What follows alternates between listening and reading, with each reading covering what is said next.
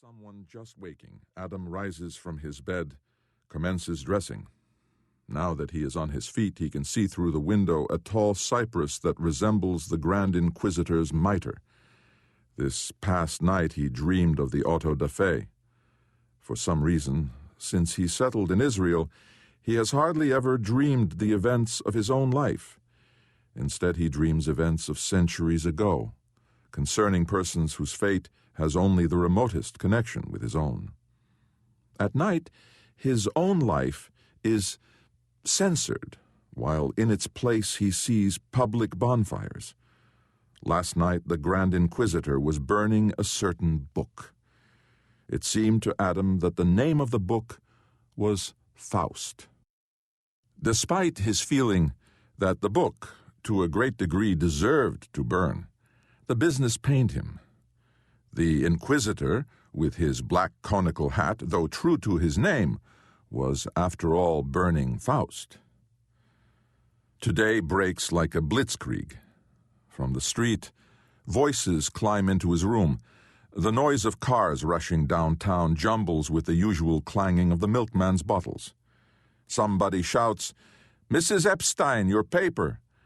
Then a newspaper whizzes through the air and bang is on the porch, while across the street a child is howling.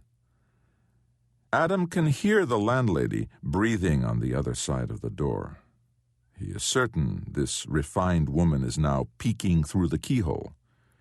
He sticks his wet face over the edge of the old-fashioned little sink whose faucets shriek and gurgle, and cries out toward the door, "The sun's countenance is pitch black, Ruthie, and clouds cloud the heart."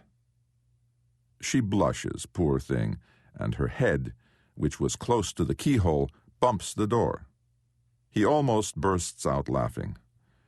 But this morning has brought with it a hazy realization that Mrs. Edelson deserves different treatment. So he nips his laughter in the bud, transforming it into a loud gargle. "Adam, what are you really thinking about?" says Mrs. Edelson in German. "Nothing at all, Ruthie. I simply wanted to know if I am still handsome in the morning." "You are, Adam." And again she blushes, that woman out of a faded photograph.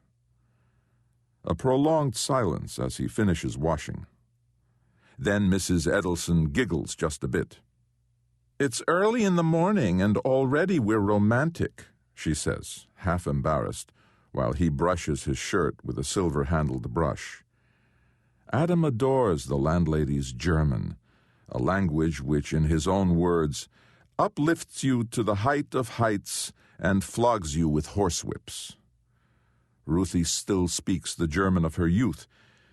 Every day since his arrival in Israel, he has renewed his acquaintance with that beautiful ancient tongue which here has not gone sour in the past 20 years. When Ruthie spoke, he saw the mysterious beauty of an old book, of a bookcase of old books, of a picture from the house of his parents. Through the words of Mrs. Edelson, the pension landlady, he heard the voice of his mother and Uncle Franz Josef and his father. He had, however, a complaint against the body of this dainty elderly woman.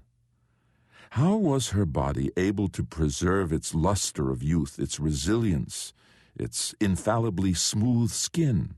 The body of a woman past childbearing? How was this possible? "How old are you, Ruthie?"